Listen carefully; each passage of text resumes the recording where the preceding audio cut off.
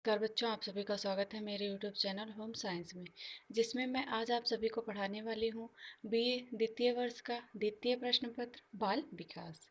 बच्चों, आप सभी से रिक्वेस्ट है चैनल को सब्सक्राइब कर लें, जिससे आप सभी को बीए के और भी क्लास मिलते रहें। और आप सब स्क्रीन पर देख पा रहे होंगे कि प्रश्न दिख रहा है। और बच्चों, ये मोस्ट इम्पॉर्टेंट प्रश्न है। बाल विकास को परिभाषित करते हुए इनके सिद्धांतों को संक्षेप में समझाइए। मैं पुस्तक के माध्यम से आप सभी को समझाने का प्रयास करती हूँ, और आप सब अच्छे से ध्यान से पढ़ें, जिससे आप सभी को समझ में आए। और हो सके तो एक कॉपी पेन लिए रहें, जिससे लिखें। लिखने से और भी अच्छे से रिवीजन भी होता है। और आगे देखते हैं बच्चों, विकास से क्या तात्पर्य है, विकास किन किन सिद्धांतों पर आधारित होता है। विकास का अर्थ समझाइए एवं परिभाषा। विकास शब्द कोई नवीन शब्द नहीं है। जी हाँ बच्चों, आप सबको पता है विकास। आप सब अक्सर सुना करते हैं विकास के बारे में, जैसे कि हमारे नगरों में विकास, और हमारे घर में, अगर हमारे घर में छोटा बच्चा है तो आप सब बोलते नहीं हैं इस बच्चे का विकास तेजी से नहीं हो रहा है। इसलिए आप सब अक्सर सुनते रहते हैं विकास क्या है। इसलिए नवीन शब्द नहीं है। जीवन के प्रत्येक क्षेत्र में इसका प्रयोग किया जाता है, तथा सामान्यतः इसका अर्थ है। जी हाँ बच्चों, इसका अर्थ क्या है? वर्तमान स्थिति में से सुधार की ओर बढ़ना। जी हाँ, वर्तमान जो हमारी प्रेजेंट टाइम की स्थिति है, उससे आगे चल के और अच्छे से बढ़ना और सुधार करना, यही हमारा विकास होता है। व्यक्ति के साथ जुड़ जाने पर इस शब्द का अर्थ और विस्तृत हो जाता है।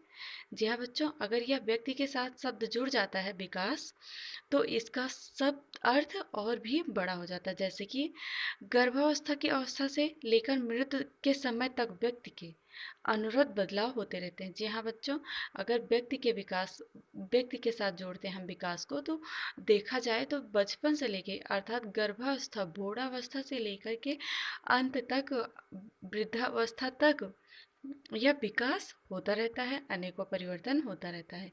इन परिवर्तनों में परिवर्तन होते रहते हैं, लेकिन गति पूरी तरह रुकती नहीं है। जी हाँ बच्चों, लेकिन ये गति रुकती नहीं है और विकास होता रहता है। हर नया परिवर्तन पिछले परिवर्तन पर अवश्य निर्भर करता है। जी हाँ बच्चों, जो हमारा पिछला परिवर्तन होता है, उस परिवर्तन पर हमारा जो नया वाला परिवर्तन होता है, वह निर्भर करता है। जैसे कि हम आज अगर भोजन किए हैं, तो कल के लिए हम रेडी रहेंगे, स्वस्थ रहेंगे। अगर आज हम खाना नहीं खाते, भोजन नहीं करते हैं, तो हम कल अपने आप को वीकनेस के साथ सुबह महसूस करेंगे। आगे देखते हैं एलिजाबेथ हॉरलॉक के अनुसार। जी हाँ बच्चों, एलिजाबेथ हॉरलॉक ने क्या कहा है, परिभाषा में देखते हैं। विकास गुणात्मक एवं परिणात्मक परिवर्तन है। क्या है? गुणात्मक एवं परिणात्मक परिवर्तन है। परिवर्तनों के संबंध में बताता है। इसे व्यवस्थित एवं समानुगत परिवर्तनों की श्रृंखला के रूप में परिभाषित किया जा सकता है। और मुनरो के अनुसार बच्चों, परिवर्तन श्रृंखला की वह अवस्था है जिसमें बच्चा बूढ़ावस्था लेकर, जी हाँ बच्चों, बूढ़ावस्था से लेकर प्रौढ़ावस्था तक गुजरा है, विकास कहलाती है। और आगे देखते हैं हॉरलॉक के अनुसार। हॉरलॉक जी क्या कहते हैं? विकास बड़े होने तक की सीमित नहीं है। जी हाँ बच्चों, बड़े होने तक ही विकास नहीं सीमित रहता है। वस्तुतः इसका तात्पर्य व्यवस्थित एवं समानुगत प्रगतिशील परिवर्तन के क्रम से है, जो परिपक्वता प्राप्त के लक्ष्य के में सहायक होता है। जैसे कि हमारे एजुकेशन में विकास होना, और हमारे लाइफ में अनेकों गति करना, प्रगति करना, यही ही हॉरलॉक का कथन है। और आगे देखते हैं बच्चों, एक परिभाषा और देख लेते हैं बच्चों, वन डे लेन के अनुसार। इन्होंने क्या कहा है विकास के बारे में? विकास से तात्पर्य गुणात्मक परिवर्तन से है। जी हाँ बच्चों, जो गुणात्मक परिवर्तन होता है, उससे विकास का तात्पर्य होता है। किसके द्वारा है? वन डे लेन के अनुसार है। आगे देखते हैं विकास के सिद्धांत, प्रिंसिपल ऑफ डेवलपमेंट।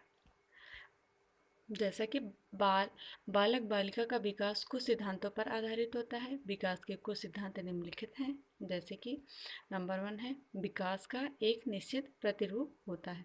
जी हाँ बच्चों, आप सभी से मैं बता दूं कि ये जो सिद्धांत हैं, मैं 9 सिद्धांत के बारे में पढ़ाने वाली हूँ, जो आप सब अच्छे से एक एक सिद्धांत के बारे में लिख लें।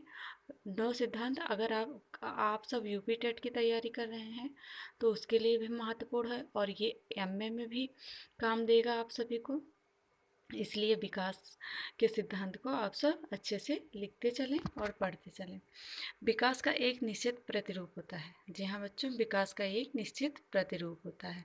इसके बारे में जानते हैं विस्तार से। प्रत्येक मनुष्य का विकास एक निश्चित प्रतिरूप के अनुसार होता है।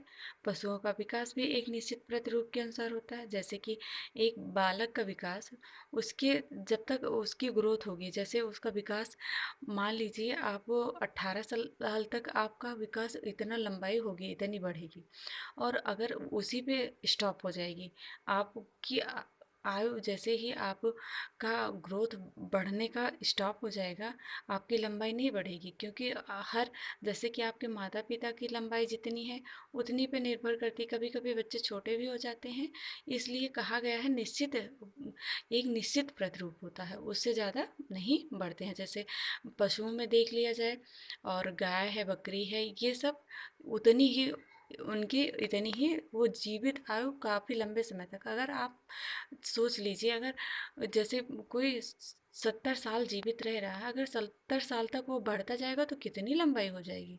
इसलिए वह निश्चित प्रतिरूप होता है। विकास एक निश्चित प्रतिरूप होता है। मैं आशा करती हूँ आप सभी को समझ में आया होगा।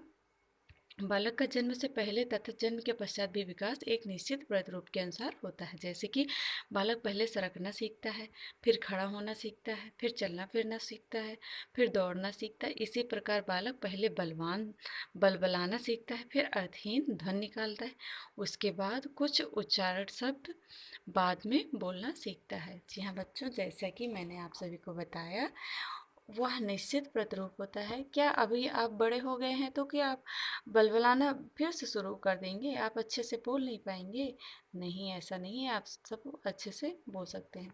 आगे देखते हैं विकास नंबर 2। सिद्धांत नंबर 2 है विकास सामान्य से विशेष की ओर।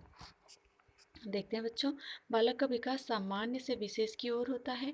बालक का किसी भी प्रकार का विकास हो, पहले सामान्य विकास होता है, फिर विशेष प्रक्रियाएं बालक करता है। एक नवजात बच्चा सर्वप्रथम अपने शरीर को, जी हाँ बच्चों, अपने शरीर को चलायमान करता है, फिर बाहुओं को घुमाता है। अर्थात बालक जो होता है, पहले अपने शरीर को चलायमान करता है, उसमें मूवमेंट करता है, फिर अपने बाजुओं को, बाहों को घुमाता है, और उसके बाद पैरों का प्रयोग करता है। उसके पश्चात ही किसी वस्तु को पकड़ने का प्रयत्न करता है। इस प्रकार बालक पहले बड़े आकार की वस्तुओं पर दृष्टि स्थिर करता है, फिर छोटे आकार की वस्तुओं को देखने का प्रयास करता है। जब बालक की भाषा का विकास होता है, सर्वप्रथम बालक ध्वनियों का प्रयोग करता है, फिर सार्थक शब्द निकलता है। जी हाँ बच्चों, पहले बालक बलबलाना शुरू करता है, मैं ये सब बोलता है, फिर उसके बाद अच्छे से सार्थक ध्वनियों का शब्द निकालता है। आगे देखते हैं बच्चों, नंबर 3 है विकास की गति निरंतर चलने वाली होती है। जैसे कि विस्तार से देखते हैं, विकास रुक रुक कर नहीं होता, किंतु गति अविरामी होती है। गर्भावस्था से परिपक्वता तक बालक का विकास निरंतर होता रहता है। यह बात दूसरी है कि बालक का विकास कभी धीमी गति से होता है और कभी तीव्र गति से होता है। किशोरावस्था तक बालक का विकास अबाध रूप से होता है। कोई भी शील गुण एकदम प्रकट नहीं होता है, इनका विकास धीरे धीरे होता रहता है। जैसे बालक के जब दांत निकलते हैं तो ऐसा प्रतीत होता है कि वे तुरंत प्रकट हो गए हों, परंतु माता के गर्भ में 5वें महीने से ही दांतों का विकास शुरू हो जाता है। ये बच्चों मोस्ट इम्पॉर्टेंट है, नोट कर लें। गर्भ के 5वें महीने से ही बालक का विकास शुरू, दांतों का विकास शुरू हो जाता है। विकास एक निरंतर चलने वाली प्रक्रिया है, लेकिन कुपोषण, संवेगात्मक तनाव, प्रतिकूल वातावरण के कारण कभी कभी बाधा भी पड़ जाती है। जी हाँ बच्चों, अगर कुपोषण बच्चों को पोषण युक्त भोजन नहीं मिलेगा तो उनका कहाँ से विकास हो पाएगा, इसलिए विकास रुक जाता है। आगे देखते हैं, नंबर 4 है विकास में व्यक्तिगत भेद होते हैं। जी हाँ बच्चों, विकास में क्या होते हैं? व्यक्तिगत भेद। जिस प्रकार बालकों में भेद होता है, कोई बालक तीव्र बुद्धि का होता है, जी हाँ बच्चों, कोई बहुत तेज होता है, कोई मंद बुद्धि का होता है और कोई सामान्य होता है। इसी तरह विकास भी व्यक्तिगत भेद पाए जाते हैं। जैसे किसी बालक का विकास आरंभ से ही तीव्र गति से होता है और आगे चलकर भी उसके विकास की गति तीव्र रहेगी। जिन बालकों का विकास आरंभ से धीमा होता है, उसका आगे भी ऐसा ही रहेगा। वाल्डिन और इंग्लिश इलिंगवर्थ के अनुसार जिन बालकों की लंबाई आयु के एक भाग में ऊंची रहेगी, आगे चलकर भी उसका कद लंबा रहेगा। यही बात वर्जन के संबंध में भी लागू होती है। जी हाँ बच्चों, और टर्मन और गेल्स ने क्या कहा है विकास के व्यक्तिगत भेद के बारे में? इन्होंने भी कहा है जो बालक प्रारंभिक अवस्था में कुशाग्र बुद्धि के होते हैं, वही आगे चलकर अपने गुण को बनाए रखेंगे। मंदबुद्धि बालक बड़े होकर भी मंदबुद्धि ही रहेंगे। इसलिए बच्चों को पोषण युक्त भोजन दें और उनके स्वास्थ्य की विशेष ध्यान दें। आगे नंबर 5 देख सकते हैं बच्चों, शरीर के भिन्न भिन्न अंगों के विकास की गति भी भिन्न भिन्न होती है। जी हाँ बच्चों, शरीर के विभिन्न जो अंग होते हैं उनके विकास की गति भी भिन्न भिन्न होती है। जैसे कि शरीर तथा मन के भिन्न भिन्न अंगों का विकास एक गति से नहीं होता है। शरीर के कुछ भागों का विकास तीव्र गति से होता है, कुछ का मंद गति से होता है। मस्तिष्क का विकास सबसे पहले होता है। जी हाँ बच्चों, आप सभी को पता है मस्तिष्क का विकास सबसे पहले होता है, फिर हाथ पैर का विकास बाद में होता है। जैसे हाथ पैर का विकास भिन्न गति से होता है, वैसे नाक कान का विकास भी भिन्न गति से होता है। कल्पना शक्ति का विकास शैशवावस्था से होता है और तर्क शक्ति का विकास धीरे धीरे विकसित होता है। आगे देखते हैं बच्चों, नंबर 6 है विकसित होने वाले शील गुण परस्पर संबंधित होते हैं। क्या होते हैं? जैसा कि मैंने आप सभी को बताया, ये 9 पढ़ाने वाली हूँ सिद्धांत विकास के और 9 मोस्ट हैं, इसलिए 9 को याद कर लेना। आप सब हेडिंग याद कर लेना, उसके बारे में आप सब ध्यान से सुन लीजिए और मैं आशा करती हूँ आप सब अच्छे से डिफाइन कर पाएंगे, लिख पाएंगे। और जैसा कि मैंने पहले देखते हैं नंबर 6, विकसित होने वाले शील गुण परस्पर संबंधित होते हैं। विकसित होने वाले अधिकतर शील गुण परस्पर संबंधित होते हैं। ऐसा माना जाता है कि तीव्र बुद्धि, स्वस्थ, हंसमुख व ऊंचे कद वाले बालक सामाजिक होते हैं। जी हाँ बच्चों, जो तीव्र बुद्धि वाले होते हैं, हंसमुख होते हैं, ऊंचे कद वाले होते हैं, वे बालक सामाजिक होते हैं। और जो मंद बुद्धि, अल्प बुद्धि वाले बालक होते हैं, कद साधारण बालकों से छोटा रहता है। इनमें यौन परिपक्वता भी देर से आती है। और नंबर 7 है विकास प्रकथनीय होता है, अर्थात विकास प्रकथनीय है। बालक का विकास प्रकथनीय होता है, अर्थात कम आयु में ही यह भविष्यवाणी की जा सकती है कि आगे चलकर बालक कैसा बनेगा। ये बच्चों वो क्या नाम है उनका, जॉन फ्रायड ने कहा है कि बच्चों का विकास, जॉन फ्रायड के अनुसार भी आप सब पढ़ सकते हैं। जॉन फ्रायड ने कहा था कि बच्चों का विकास बचपन में ही हो जाता है कि आप सब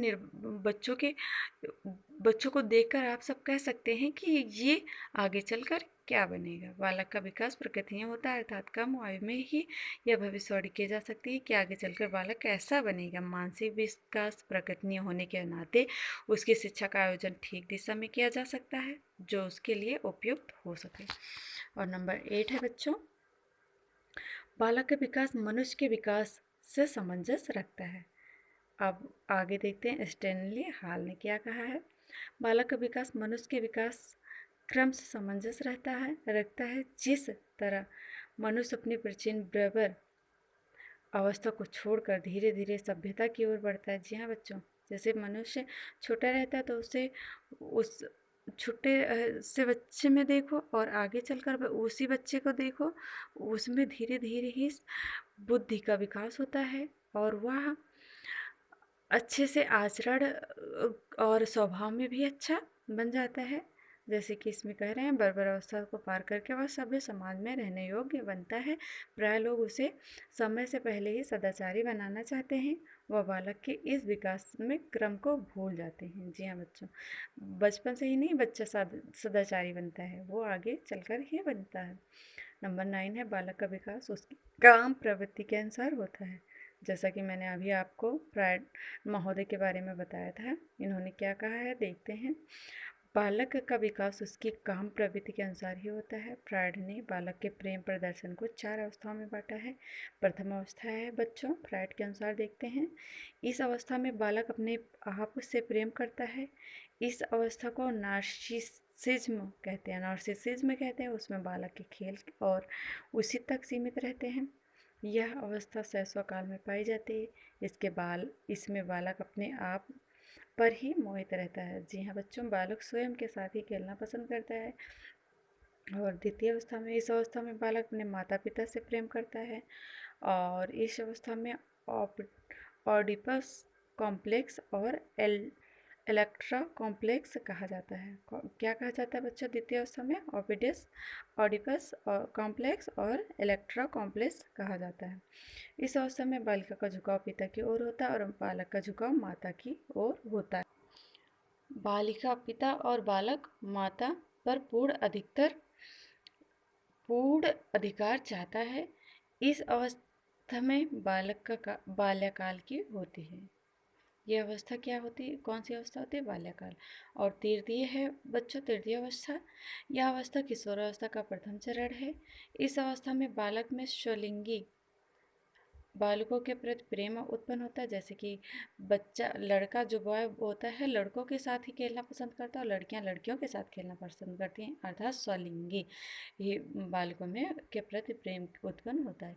इस अवस्था में लड़कियां लड़कियों के और लड़कों लड़कियों के साथ खेलना अधिक पसंद करते हैं तथा समूह बनाकर रहते हैं। इस अवस्था में सच चरित्रता तथा नैतिकता का विकास होता है। नंबर 4 है प्राइड के अनुसार, चतुर्थ अवस्था में विकास की यह अवस्था विषम लिंगी होती है। इस अवस्था में लड़कों का झुकाव लड़कियों की ओर होता है और लड़कियों का झुकाव लड़कों की ओर होता है। इस अवस्था में प्रेम विषम लिंगी हो जाता है। यह किशोरावस्था की द्वितीय चरण होता है। आशा करती हूँ बच्चों आप सभी को वीडियो पसंद आया होगा। कमेंट करें, लाइक करें और सब चैनल को सब्सक्राइब करें। आप सभी का दिन अच्छा हो। जय माता रानी।